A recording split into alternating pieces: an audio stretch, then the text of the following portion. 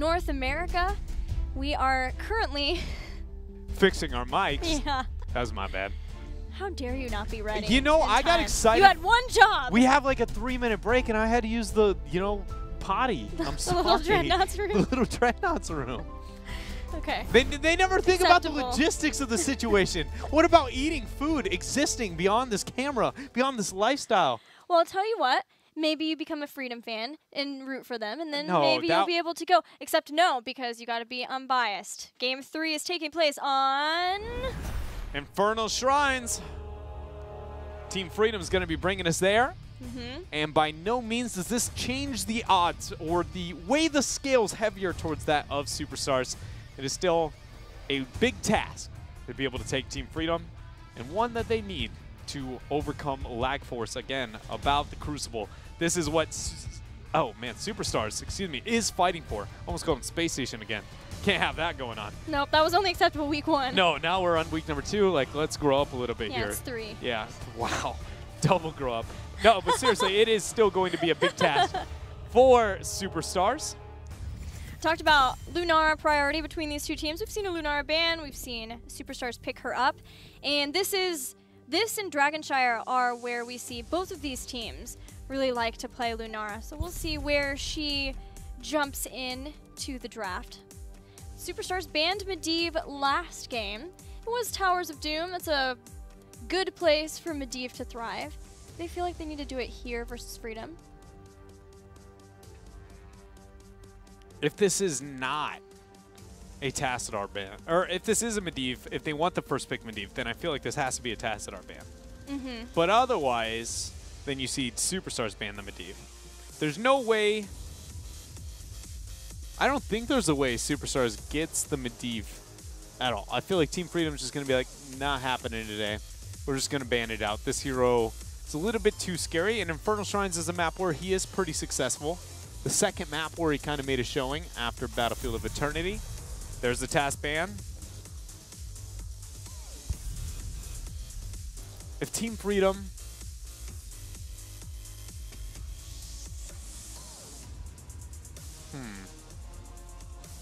I almost like the idea of like give up the Medivh, but don't ban the Abathur here. Okay, well then now see, I was like, then you just Abathur Genji and you just have fun with Abathur all day into the Medivh. If they end up going for the first pick. Now Superstars, pressure on their shoulders. They have to ask themselves, who is going to be our first pick? Didn't take them long to answer it. First pick Medivh. It's the first time Superstars have first pick Medivh in all of Part 2. Oh, really, all of Phase 2. ETC Genji, Team Freedom will stick with a predictable but deadly duo. Yeah, those two, they have a lot of synergy together. Mainly just anything that can set up kills is synergy with Genji.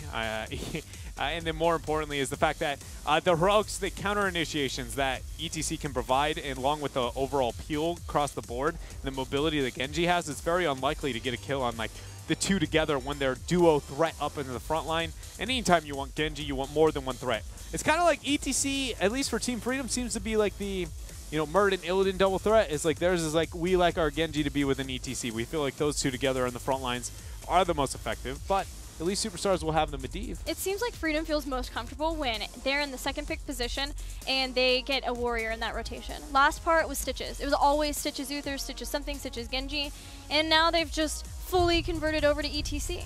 How dare you suggest that a team might be better in the second pick slot than they are in the first pick slot? Because I don't know if you noticed, all of North America and most of the world actually feels like first pick's really busted. Are you trying to say that you might think that second pick has some positive advantages?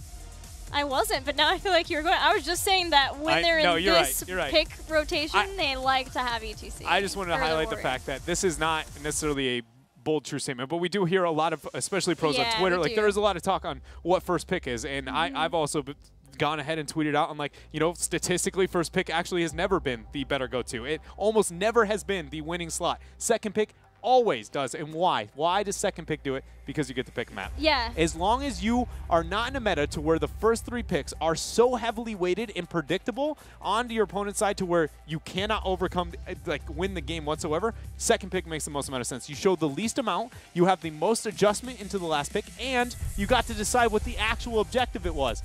It legitimately is actually advantageous as long as the meta accents it. Which yeah, and we're getting to a point now where there are plenty of very strong, powerful picks so that you get 2 of them. You get pretty much a guaranteed synergy between the 2 of them, and you get to pick the battleground. But speaking of synergy, Malthael and Lucio, no Lucio to this time stop the Tormented Souls. And the Medivh's taken too. Those are 2 counter-engage tools that the members of Team Freedom would like to have into the Malthael. There's only 1 left.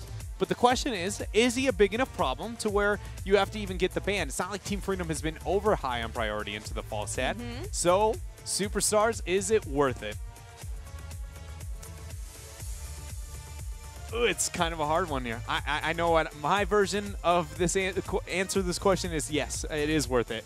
You've committed to it. You need to make sure that you get the win condition through the elements you already have on your team. D.Va is going to be the ban for them. Very interesting to see the D.Va ban. They've done that twice. Yeah. I wanted to argue this is a, just because Team Freedom has flexed the D.Va so heavily in the past and they don't want to deal with it, but apparently they really are concerned with the shrine control around a D.Va. I mean, don't get me wrong. Mecha Explosion, I mean, everybody knows the threat, right? I don't feel like this is too hard of like a wide D.Va on Infernal Shrines, but it does feel like most people are willing to say that isn't a big enough problem, we can't play around it. It's more just you should be able to play around it. Yeah, they've kind of gotten to the point where nobody bans D.Va too much versus Team Freedom anymore. Greymane and Rhaegar are left open for Team Freedom, and they'll take it. Ancestral will have to be played around Touch of Death for Malthael, but Collusion is very confident on that Rhaegar. Final 2 picks for Superstars. And we're waiting on something with shrine control and a warrior. Like, it's going to be Arthas what is my biggest thought here. Arthas, I'm missing something. I think I want, what is it? I wouldn't mind a Sylph, but I don't think that that is going to be a successful composition. It would be really high risk all around the shrines. And Team Freedom is a good enough team, so maybe don't all in on the Sylph wildness here, Superstars.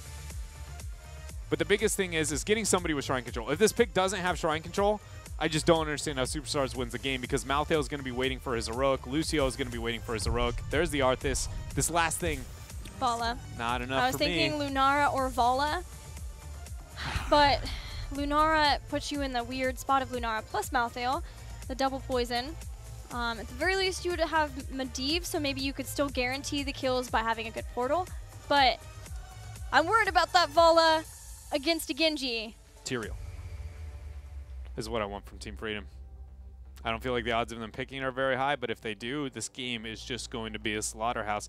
One thing that if we do see more Lucio picked up, I want to see more Tyrael as a counter response. It is such a beautiful trade-off with the Lucio using his heroic. If he wants to truly fight through that amp damage, if he uses it responsively, you obviously can hold your sync, but if he uses it offensively, it just negates it, set it to even footing. If anything, it's actually, you still get the upper hand. Unlike Void, it's not a direct counter, it's a soft counter in favor of the Tyrael. But they go with the Falstad. No surprise, talked about the secondary ban phase, and D.Va over the Falstad, to Falstad, to not to Falstad. We've come to a conclusion. So Falstad to try to reset fights, stop Malthael, stop Sound Barrier Malthael, Arthas there too, the flanks there, and then after that, ETC can re-engage once he's gotten a heal or 2 from Rhaegar. They'll have Genji behind that. We don't see a lot of Falstad from Team Freedom, but Team Freedom showing that they have the ability to make the necessary adaptations to pick up a hero like that.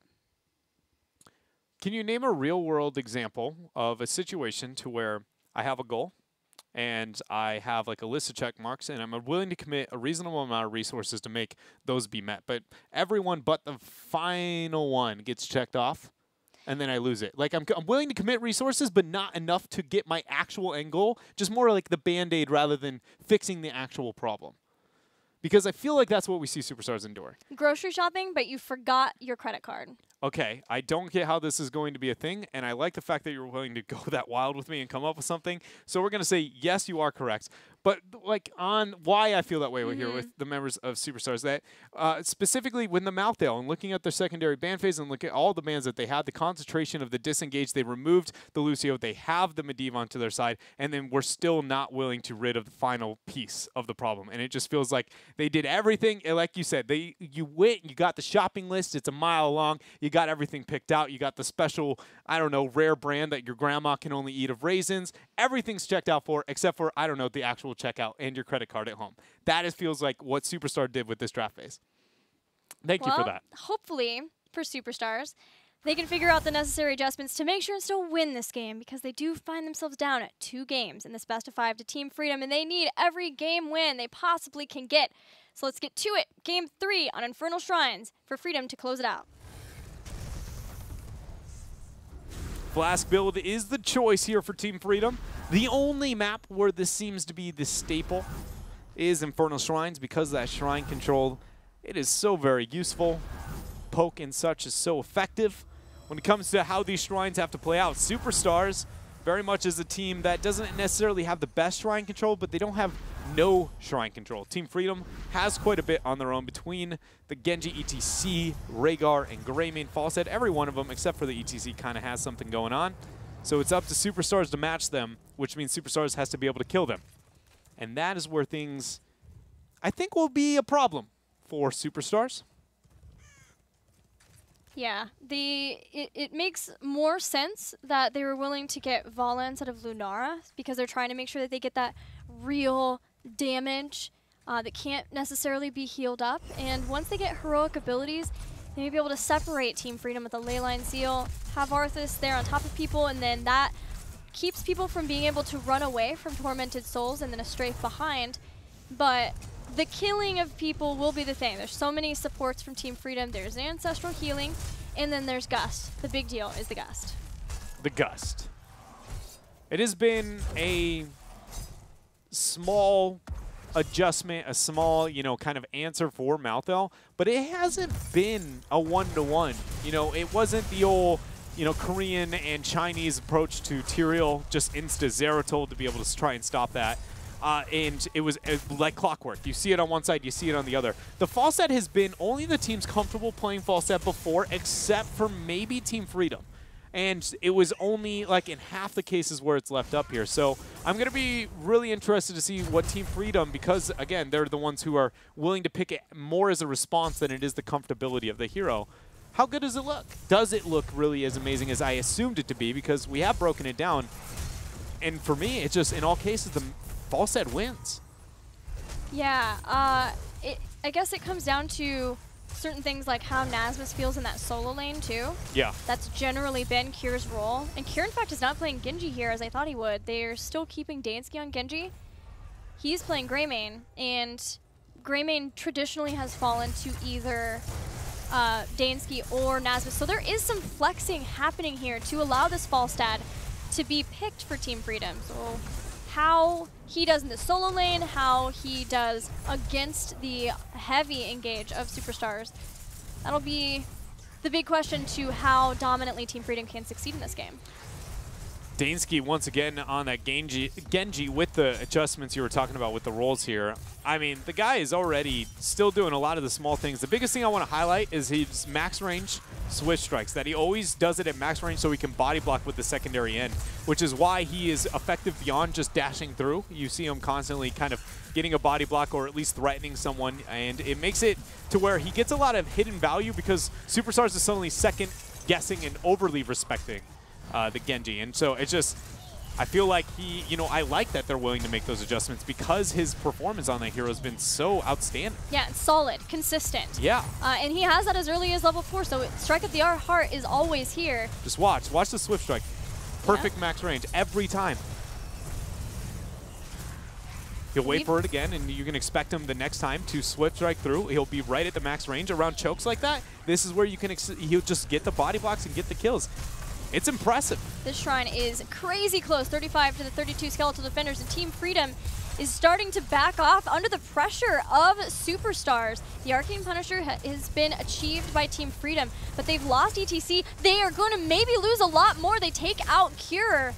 Finally, Team Freedom gets back with the 3 members who are left, but it's sort of a null trade, thanks to Superstars being able to get those couple of kills. Yeah, those couple of kills will make it to where there is no siege capabilities for the members of Team Freedom. Falset flew towards mid, concentrating onto that side soak. ETC is going to come back now from the dead and make sure they get that. So, at best, that top gate, which is not something Team Freedom can be necessarily too proud of, but also I feel like that's got to be, you know, a bigger win for Superstars than that of Team Freedom. I talked about the threat of the composition that Team Freedom has. Any objective where they should have even a bigger advantage and they aren't getting more out of it than the members of Superstars, it's a huge breath of fresh air in this game, especially in the early stages where up until Medivh gets 7, like their composition doesn't have a, you know, goal to be aiming for. Yeah, that's true. And they have been able to get that slightly ahead of Team Freedom. So now Posty can start working on those Master's Touch stacks. Do we see Touch of Death from Malthael? No. Wow. I think this is the second time we've seen a Malthael player have a really good reason to get Touch of Death. The other time was versus Dahaka and not take it. But here now, will not be able to limit the healing from Ancestral Healing. But it will allow him some more self-sustainability. He's got Cold Hand, and at level 7, this slows people down when you use Soul Rip on them, and that makes sure that people can't kite away from you as effectively. To be honest, I actually thought this talent would see a lot more value on maps like Cursed Hollow for the kill potential through ganks. Dansky does have another member here to save him. Nasmus flying through, not able to land with that Q. And the slow is going to allow Urho to be able to escape. But I thought we would see it in more situational, again, on larger maps where you can expect, oh, if they go through the shrub, if I just catch them once, there's no escaping that. It's essentially you're an Arthas with a lot of damage, percentile damage, chasing people down. But this isn't Cursed Hollow. There are not very predictable rotations, and it's now going to be the value that it provides to a team fight specifically, which is only outside of the Tormented Souls and, again, the 1v1 matchups that he'll be facing into the fall set. So we'll see if it works out for Saray. That's really all we can ask here with that talent pickup. Solid argument for both sides, but the 10 skeletal defenders are the biggest thing to be looking at. Superstars claiming them for their own. That Shaman camp up on top. So strike from Dansky. But Team Freedom are behind in this shrine, so they need to figure something out. They have pushed back Superstars long enough for them to try to start catching up, but once everyone taps, there's going to be a time for Superstars to get back into this fight before Team Freedom could have heroic abilities. And in fact, both the teams are very close in experience. Superstars steps forward, Zugrug under damage from Sray. He uses the Soul Rip, and thanks to Die Alone, has that extra damage. Portal is going to be laid from Hosty. 2 more kills here. Now Superstars is actually leading in the race in experience here, thanks to the miscommunication by Team Freedom. They're 6 skeletal defenders away, and with Cure missing that last flask, they have finally solidified this Punisher. Superstars are fighting back, but there is a lot of pressure up on top. Somebody has got to be answering to the Falstad. That'll be Malthael. Sray comes in. Nasmus plays it safe, still has the camp there helping him out, so he knows that he doesn't have to worry about that fort and can bring down the fort. In the bottom lane, Superstars are hoping to do the same. They've got all their heroic abilities ready. So does Team Freedom, who are just doing their best to take out the Punisher before the fort goes down completely, and then maybe try to aggressively get on some of the members of Superstars. And Superstars, seeing how fast the Immortal went down, or the Punisher went down, use the portal so that they can disengage. So what do we see the members of Team Freedom do? Looks like Invade is going to be the focus. They start with Iacona. Iacona's a little bit unfair to be the target to focus on with that Swift Strike play of Dansky, just because that wall ride. But most people in that situation would just be body blocked to death. So the camp has been picked up for Team Freedom. Superstars still trying to figure out where is the moment that they come back to group, clump, and more importantly, take a fight. Speaking of Iacona, what do you think of Boombox? This is Swoy level, Lucio. You know, I'm not too big of a fan of Boombox. Outside of the vision that it provides as a talent, it just seems lackluster. Boombox was the first iteration of North American Lucio's. Almost every single one of them took it, and only North America was taking it. Now, most North American Lucios seem to have moved beyond the Boombox, except Iacona still busting it out here.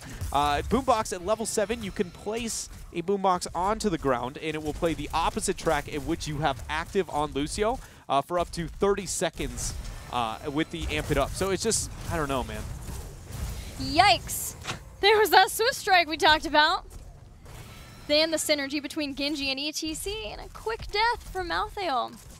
Team Freedom are hoping to regain control over this game. Superstars have been able to get some good things going. They got the mercenary camp in the bottom. That keeps Falstad there. They can start trying to make the rotation up. But even with them having a lead in kills and being able to get some damage done to that bottom fort, because Team Freedom focused so heavily on having Falstad up in the top and they're able to get that fort, they're actually ahead at the level 13 mark. And that bodes really well for them to get on top of this first shrine and maybe start to get a Punisher. Superstars, the fact that they're willing to play this out through mid while they have the Malthael split off is pretty risky. Dansky can do a pretty good job just defending this off on his own, and he's doing a mighty good job. Sray, the one-man camp, eventually will fall. Now Freedom knows where the rest of the members are. The Punisher is going to be picked up. 13 will be here.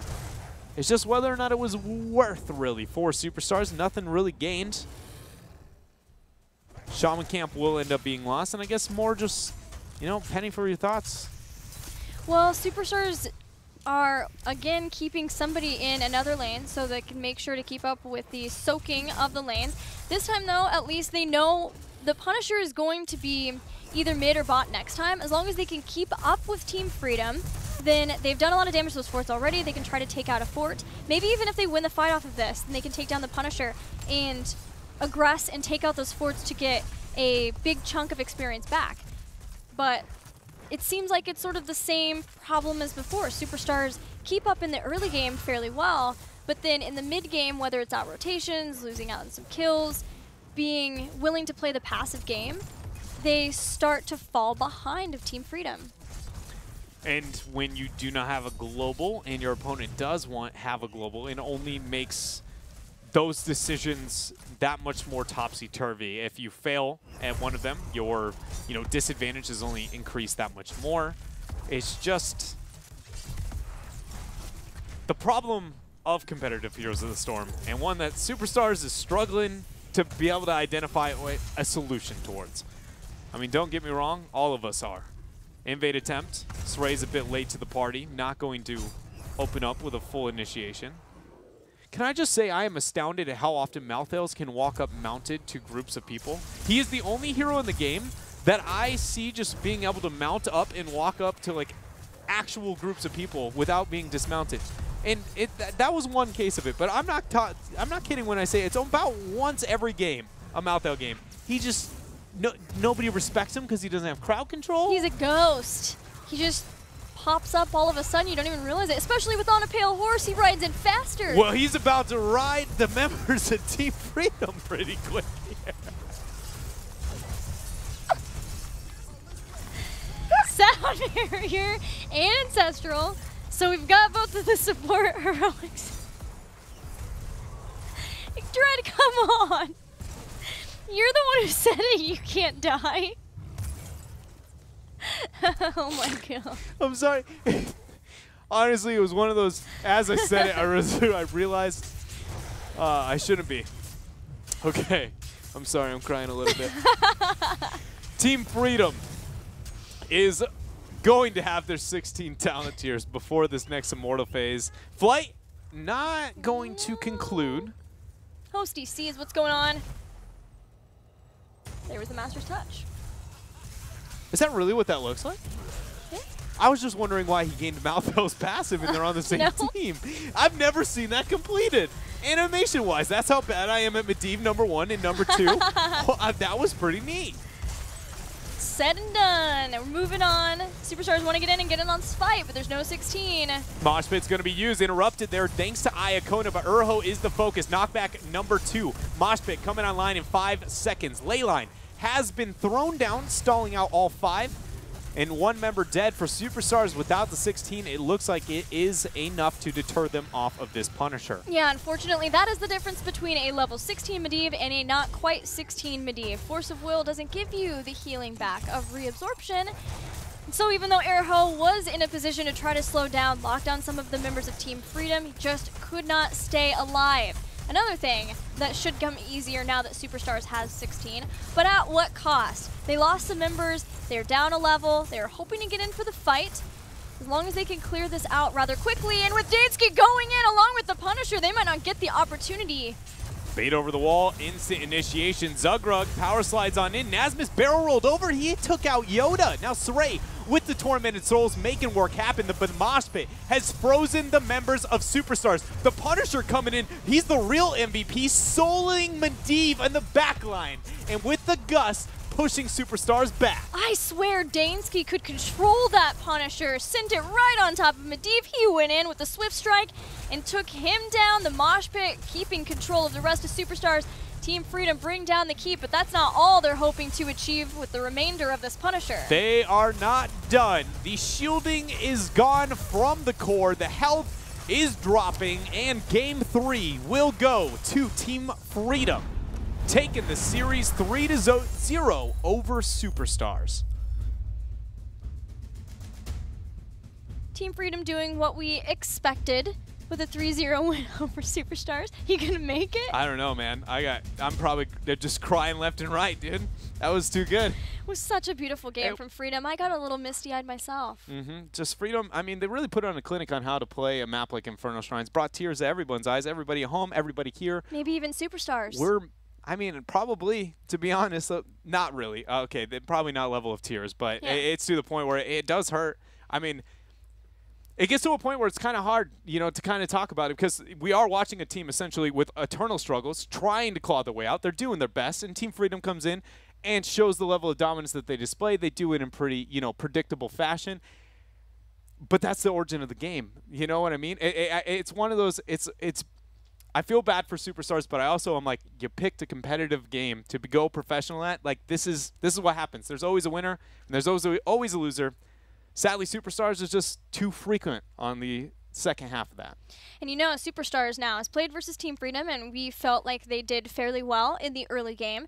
But next up on Sunday, they will face Tempo Storm. And Tempo Storm had maybe the most dominant performance they have had yet versus Space Station last week.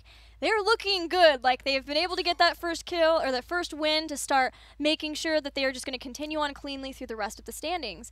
So I think Superstars will definitely be trying to take what they can and learn very quickly from this series before they run into Tempo Storm later on this weekend. And you know, Team Freedom displayed quite a bit of dominance throughout this series. I feel like for all the upsets and for, you know, especially the series before this and what we ended up having and going down, I feel like every time a team who is projected to win comes out and looks dominant, I have nothing but nice things to say, you know, and I feel like Team Freedom was able to do that today. Not as maybe that much as Tempo Storm was able to do last week, but I mean, nobody I feel like has been able to do the dominance level that we saw displayed by them.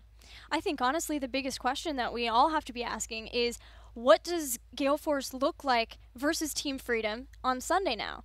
We came in and we were like, it's probably going to be very dominant Gale Force and very dominant Freedom. And only one of those things happened. And maybe, I don't know, it's hard to decide which one of those we were more sure about. But I don't know. Either way, I'm very excited for that series on Sunday. But I can guarantee that Gale Force will be watching this series, and they've got a lot to think about before Sunday. Let's check in with Nasmus now. Hey, Nasmus, congratulations.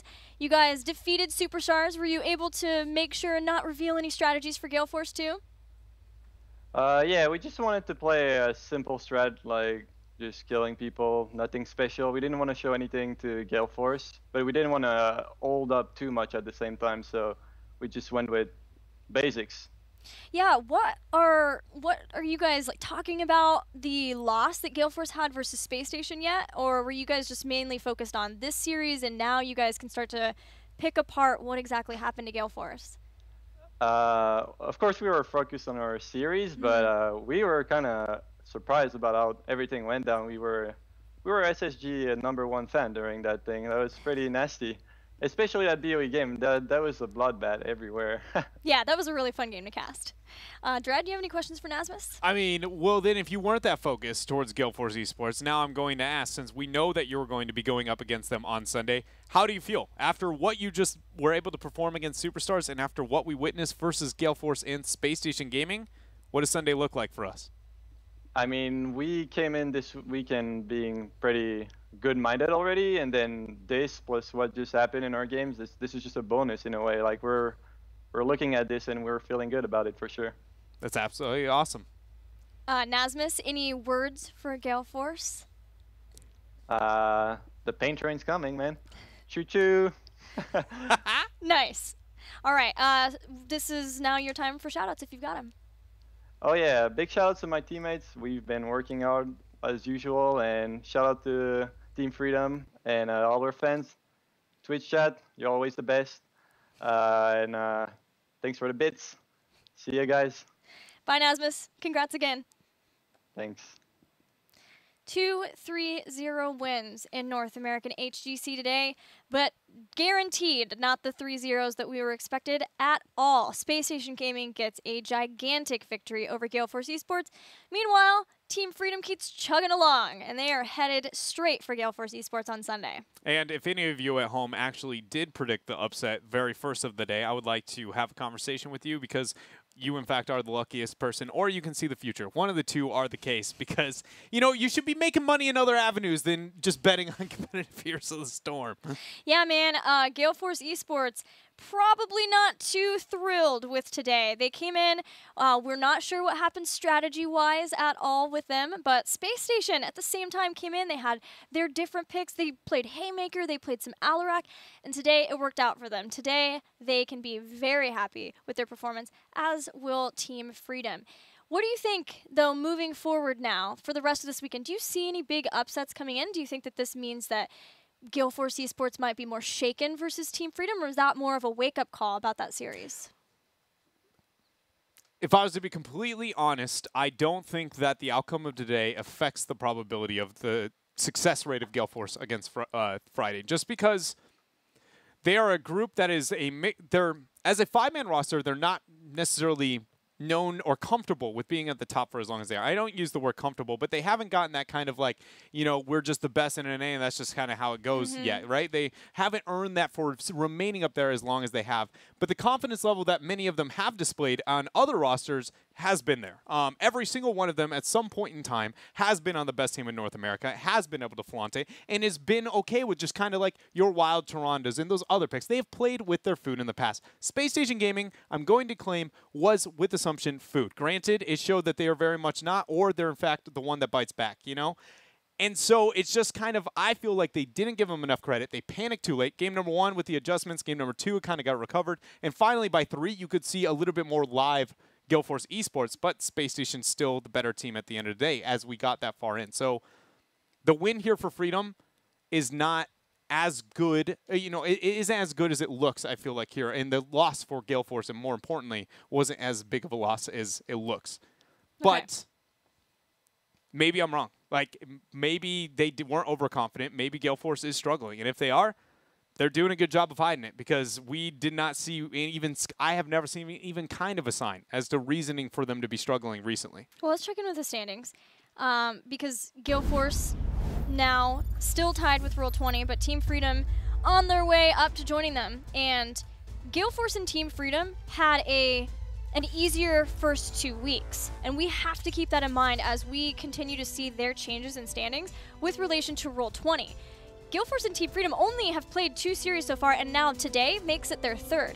They have 2 weeks in a row where they have 2 series that they have to play, and that has been an issue for Gale Force before, but I honestly didn't think it was going to be an issue for Gale Force anymore. Gale Force, I kept hearing, they're the new consistent team in North America. They're the team that's at the top. It's up to us to try to stop them. Losing to Space Station questions that. We don't have a consistent team. But if nobody's consistent, everybody's consistent. Hey. Think about it. See? No, you are right. It is rather jarring, and it is a little scary, honestly, for the health of North America as a whole. Like, if you're an NA fan and you're thinking, at my HGC finals at BlizzCon, I really want North America to do well. Does Gale Force's loss bode you well as a North American fan? The answer is probably not. And most of the time you see these upsets, the answer is probably not. Stability is your first step to be able to grow, and then, you know, again, set the benchmark, climb on top of that. But we just don't even have a benchmark. You know what the consistent we have? 12-0, maybe 15-0 this weekend for Roll20, and that's coming tomorrow. Let's check out the schedule in Europe. After HGC Korea, we're going to have Team Good Guys take on Fnatic. I do believe if Fnatic wins that series, they will qualify for the HGC Finals, joining not only Deadly Kittens from SEA, but Soul Torturers from Taiwan, or representing Taiwan. Then we're going to have Team Dignitas versus Zealots. I am looking forward to that series. As we move on, we've got Tempo Storm versus Lag Force, another really good hype series. And then finally, Roll20 Esports. We'll see if Even in Death can finally be the team to take a game off of Roll20. Man, that is such a big struggle for Even in Death. If you're trying to be the team to finally break the win streak of Roll20, I mean, it's been primed. This is going to be the longest win streak we are maybe ever have in HGC for a long while, with the rate of Roll20 is going to be moving. Justin promised not just 15-0, but 21-0 is now his goal. He just wants to be absolutely as consistent as they can and not drop a single game. And then, if they have to, they play through playoffs. Otherwise, hopefully they'll be set up in a position for either the first or second seed. And I think they were kind of resigned to maybe not being able to get the first seed. But now, after seeing Gale Force lose to Space Station, that might be changing. Yeah, a lot of things may be changing in North America. And at this point, you know, I felt like we would be at the state where it's like we have come to a conclusion, or at least we are finding ourselves getting closer to identifying what the power levels of North America are.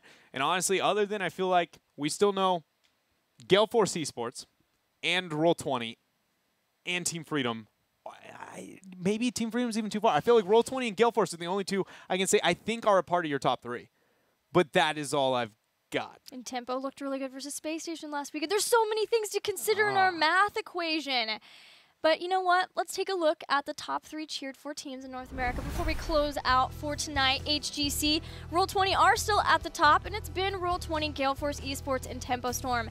But Roll20 is pretty solidly at the top. Gale Force is very close, and then Tempo Storm a little bit further behind. Gale Force, I feel, you know, I mean, I don't keep track of the cheers as closely as maybe I should, but I feel like this has closed the gap into Roll20 quite a bit ground. There. Yeah, that 19 mil up into the 20, like they were doing pretty good. Their tempo kind of being left in the dust, but I mean, let's be real here. When you've got the ultimate backing that is Gladman, I'm sure that it will eventually find balance eventually. Well, Tempo Storm plays tomorrow too, so perfect opportunity. We'll see what maybe Tempo Storm fans can do to close that gap.